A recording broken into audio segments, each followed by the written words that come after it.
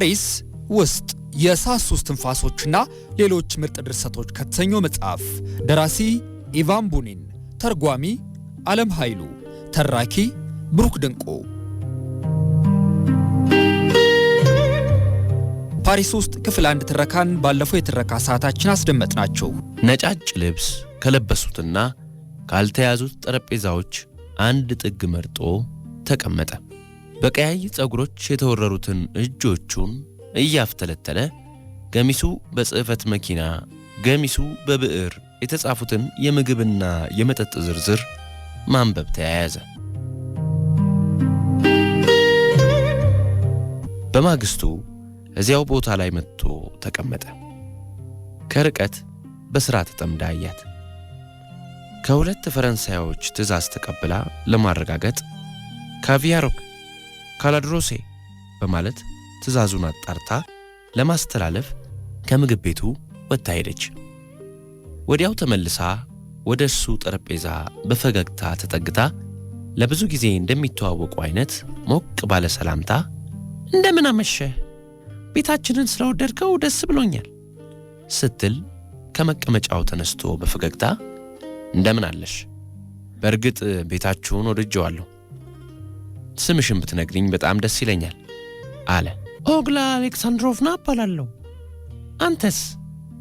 እኔ ደግሞ ኒኮላይ ፕላቶኒች እባላለሁ ሲል ራሱን አስተዋወቀ። በዛሬው የትረካ ሰዓታችን ደግሞ ክፍል 2 እንሆ።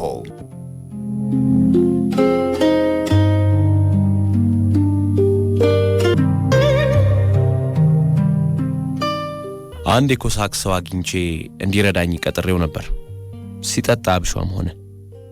ዶሮ፣ አሳማ፣ ጥንቸል ማርባት ጀምሬ ሁሉም አለቁ። አንዴ እንደውም አንድ በቅሎ ሊገላይ ነበር። ከሁሉም ደግሞ የሚከፋው ብቸኝነቱ ነው።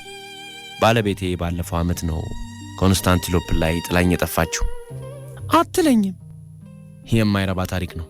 እንቶ ለፍቅር እጁን የሚሰጥ መልካም ምሽቶችን መጥፎ ቀናቶችን ያሳልፋል ካለ በኋላ እኔ ግን መልካም ምሽቶችንም አላየሁም። ከተጋባን ዓመት እንኳን ሳይሞላን ነው ጥላኝ የጠፋችው። አሁን የት ነው ያለችው? የት እንዳለች አላውቅም ካላት በኋላ ሁለቱም ረዘም ላለ ሰዓት በጸጥታ ቻርሊ ቻፕሊንን አስመስሎ የሚጫወተውን ተዋናይ መከታተል ቀጠሉ። ተዋናዩ ተረከዛቸው ረጃጅም የሆኑና ወደ ጎን የተጣመሙ ጫማዎች ተጫምቶ ግድግዳው ላይ የተለጠፈው የሲኒማ ማሳያ ነጭ ሸራ ላይ ይታይ ነበር። ምስኪን ብቸኝነት አጥቅቶሃል ማለት ነው ብላ ሁሉንም በጸጋና በፈገግታ ተቀበለው።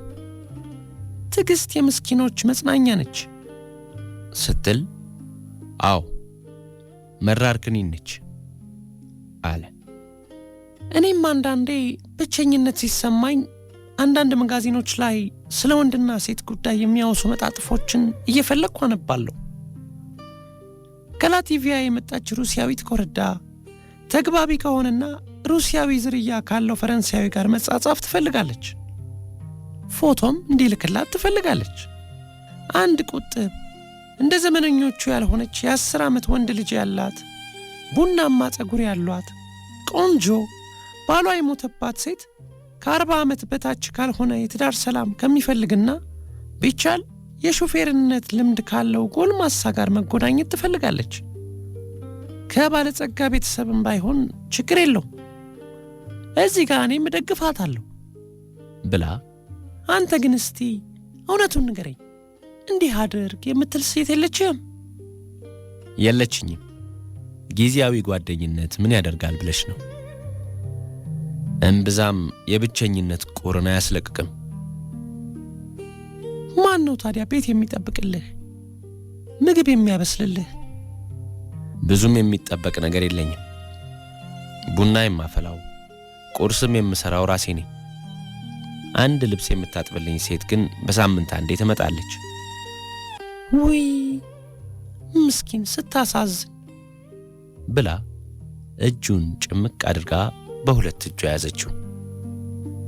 በእንደዚህ አይነት ሁኔታ እጃቸው እንደተቆላለፈ ፊልሙን እንደሚከታተሉ አይነት ተጠጋግተው አይናቸውን የፊልሙ ማሳያ ሸራ ላይ ተክለው ጸጥ ብለው ቁጭ አሉ።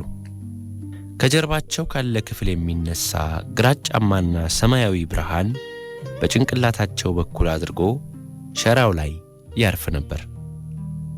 ቻርሊ ቻፕሊንን አስመስሎ የሚጫወተው ተዋናይ እንደ ቺሚኒ ጭስ የሚያወጣ አሮጌ መኪና እያበረረ ከስልክ እንጨት ጋር ሲጋጭ መኪናው በሲጋራ ጭስ ሲታፈንና የመኪናው ሬዲዮ ሙዚቃ እያሰማ ተመልካቹ በሳቅ ይንከተከት ነበር።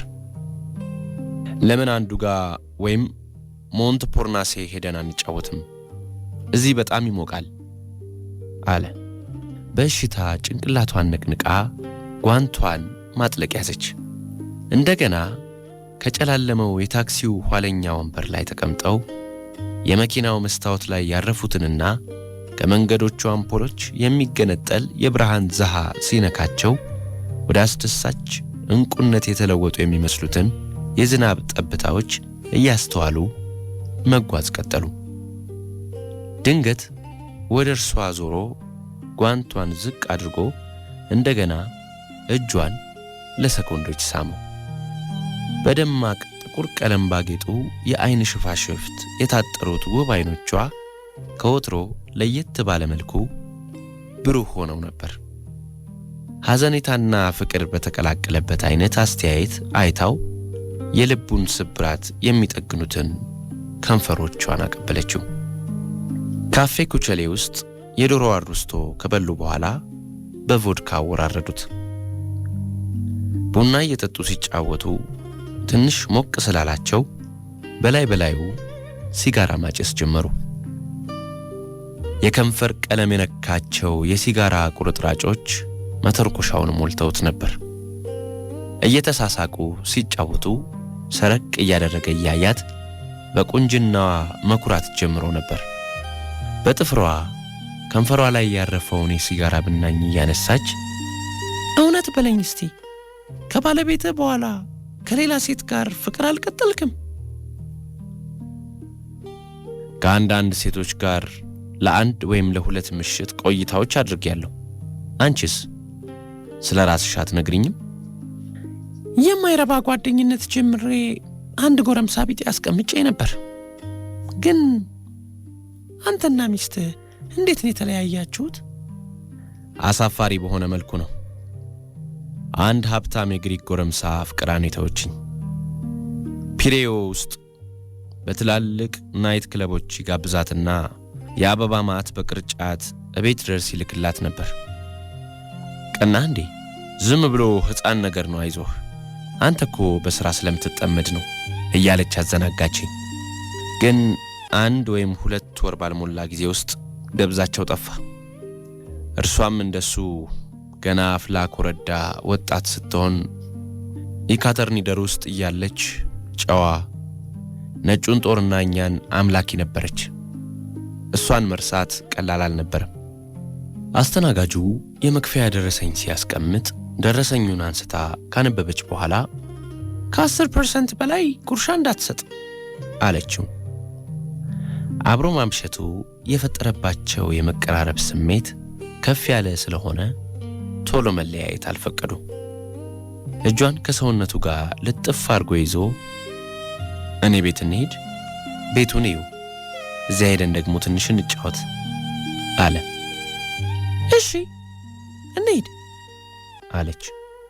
ሩሲያዊው ሹፌር ጭር ወዳለ መንገድ ወስዷቸው ከከተማው ጥግ ካለ ረጅምና ቀጭን ፎቅ ቤት ደጃፍ መኪናውን አቆመ። መንገዱን የሚያበራው አምፖል የዝናብ ነጠብጣብ የቆሻሻ ማጠራቀሚያው ላይ ሲያርፍ ጥርት አድርጎ ያሳይ ነበር። ኮሪደሩን ካለፉ በኋላ ተቃቅፈው አሳንሰር ውስጥ ገቡ። ከአሳንሰሩ እንደወረዱ አሳንሰሩ ከመመለሱና ብርሃኑ ከመጥፋቱ በፊት ቶሎ ቁልፍ አውጥቶ የክፍሉን በር ከፈተው። ከዚያም ቀጭኑን ኮሪደር አልፈው አንድ ጭል የምትል የጋዝ አምፖል ያለችበት ክፍል ገቡ። ከሁኔታቸው ደከምከም እንዳሉ ያስታውቅ ነበር። ከቁም ሳጥኑ ውስጥ ወይን በብርጭቆ ቀድቶ ሲያቀብላት አይ የኔ ውድ ከዚህ በላይ አልጠጣም አለች። አንድ ብርጭቆ ብቻ። ቆንጆ ወይን እኮ ነው አላት። አንተ ጠጣ፣ እኔ ልብሴን ላውልቅና ልታጠብ፣ ከዛ እንተኛለን። ቆንጆ እንቅልፍ እንተኛለን። ሕፃን አይደለንም፣ ግልጽ መሆን አለብን። እቤት መምጣት ስለፈቀድኩ የምንለያይበት ምክንያት አይታየኝም አለች። ግን ለምንስ እንለያያለን? በጣም ስለተደሰተ ወደ መኝታ ክፍሉ ወስዷት የባኞ ቤቱን መብራት አበራላት። የባኞው መብራት ደማቅ ነበር። የክፍሉ ማሞቂያም እንደተለኮሰ ነበር። ዝናቡ ጣሪያውን ሲደበድብ ግልጽ ሆኖ ቢሰማም ሁሉም ነገር አስደሳችና ምቹ ሆኖ ነው ያገኙት። ቀስ ብላ ረጅሙን ቀሚሷን በጭንቅላቷ በኩል አወለቀችው። እርሱ ወደ ሳሎን ሄዶ እንደ በረዶ የቀዘቀዘውን ወይን 2 መለኪያ ጠጥቶለት ወደ መኝታ ቤቱ ተመለሰ። የባኞ ቤቱ በር ገርበብ ያለ ስለሆነ የእሷ ምስል ከመኝታ ቤቱ ፊት ለፊት ካለው ረጅም መስታወት ላይ እንደ ሲኒማ በደንብ ይታይ ነበር። ጀርባዋን አዙራ እርቃኗን ነበር የቆመችው። በቅልጥፍና ጎንበስ ብላ የነጭ ቆዳዋን አንገቷንና መላ ሰውነቷን ሳሙና እያስለቀቀች ሳለ የእግር ኮቴ ስትሰማ ቆይ እንዳትመጣ ብላ ከጥቂት ደቂቃ በኋላ የባኞ ቤት ፎጣውን ትከሻዋ ላይ ጣል አድርጋ ሰውነቷን ለመሸፈን ሳትጨነቅ ነፃ በሆነ ስሜት ወደ እርሱ ተጠግታ ልክ እንደ ሚስት እቅፍ አደረገችው። ከ2 ቀን በኋላ ስራዋን ለቃ አብራው መኖር ጀመረች። ክረምቱ እንደገባ ላይን ክሬዲት ባንክ ያስቀመጠውን ገንዘብ ለማንኛውም በእርሷ ስም ተዛውሮ እንዲቀመጥ አሳመናት። ትንሽ እንደ ማንገራገር ስትሞክር እንደ ወትሮ በፈረንሳይኛ ፍቅር አህዮችንም ሳይቀር ያስደንሳል ነው የሚባለው አይደል? ልክ 20 ዓመት ጎረምሳ የሆንኩ ያክል ነው የተሰማኝ። ግን ምን ሊከሰት እንደሚችል ማን ያውቃል ብሎ አሳመናት። የሕማማት ሳምንት ውስጥ ማክሰኞ ዕለት ሞተ። ጋዜጣ እያነበበ ድንገት ጭንቅላቱን ወደ ኋላ ዘንበል አድርጎ እዛው ሶፋው ላይ አረፈ። ከመቃብሩ ስፍራ ጠዋት ስትመጣ አስደሳች የጸደይ ቀን ሆኖ ነበር። ነጭ የጸደይ ደመና በሰማያዊው የፓሪስ ሰማይ ሲንሳፈፍ ይስተዋላል። ሁሉም ነገር ዘላለማዊነትና ብሩህ የመኖር ተስፋን ይፈነጥቅ ነበር። የእርሷንም ወደ ፍጻሜ የተቃረበ ታሪክ የሚጠቁም ጭምር ነበር። ቤት እንደደረሰች ቤቱን ማጽዳት ያዘች። መተላለፊያው ላይ ካለው ቁም ሳጥን ውስጥ የእርሱን ቀያይ መስመር ያሉትን ጥቁሩን የሰራዊቱን ካፖርት ስታገኝ ቀስ ብላ ከመስቀያዋ አውርዳ ከሰውነቷና ፊቷ ጋር ጭምቅ አድርጋ ይዛ እየተንዘፈዘፈችና እየተንሰቀሰቀች መሬቱ ላይ ተኝታ ምሕረት ያደርግላት ዘንድ ማንንና ለምን እንደምትለምን ባይታወቅም መማፀን ያዘች።